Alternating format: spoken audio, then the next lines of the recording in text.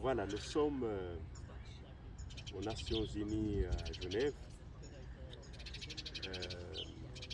Le Conseil des droits de l'homme se déroule depuis une semaine, encore la semaine prochaine. Ici, on est venu défendre le cas du docteur Labass Baye, emprisonné à Zagora, au sud du Maroc, et qui a subi de mauvais traitements. Il est dans un état critique entre la vie et la mort. Alors, le docteur Labass Baye, binational, citoyen suisse-marocain,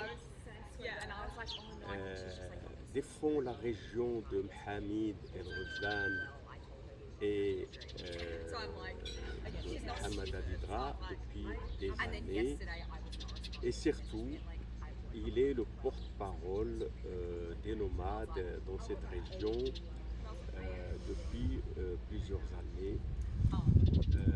Et c'est dans cette lutte pour leurs droits qu'il a été emprisonné le 19 mai. Il a été condamné à 2 mois de prison ferme. Ça c'est une chose, mais le plus grave, c'est que à l'intérieur de la prison, il a été frappé violemment sur la tête et il s'est évanoui. Et maintenant, il est dans un état critique.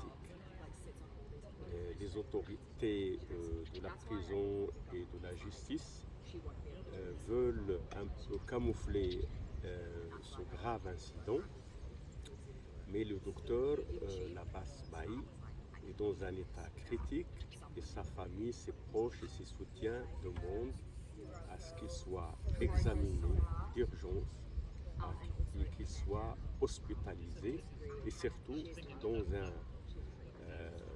un hôpital spécialisé pour les traumatismes crâniens, puisqu'il a été frappé violemment sur la tête. Ça, c'est la situation.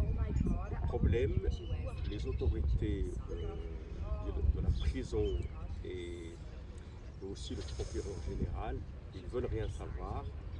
Ils veulent le garder et empêcher aussi ses proches de le visiter, de peur qu'on découvre ce qu'il a subi. Alors, 2 de ses frères ont pu quand même le voir. Ils ont alarmé la population et maintenant l'opinion mondiale. C'est un cas très grave. Donc c'est un prisonnier qui a été battu et ses jours sont maintenant comptés parce qu'il est dans un coma depuis quelques jours. Et ici, au Conseil des droits de l'homme, on a saisi plusieurs institutions pour qu'ils se penchent sur ce cas. Il y a Amnesty International, il y a beaucoup d'ONG, et puis il y a surtout aussi le gouvernement et l'ambassade suisse à Rabat qui défendent aussi ce binational suisse qui a deux enfants, et sa femme et c'est en Suisse, et qui vont d'ailleurs le rejoindre pour voir, pour s'enquérir de son état. Alors, c'est une affaire grave.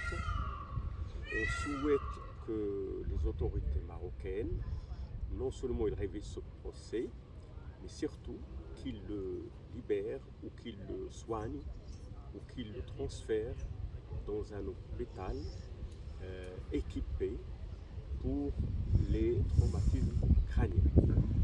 C'est ça notre message et on souhaite qu'il sera entendu, notamment au Maroc.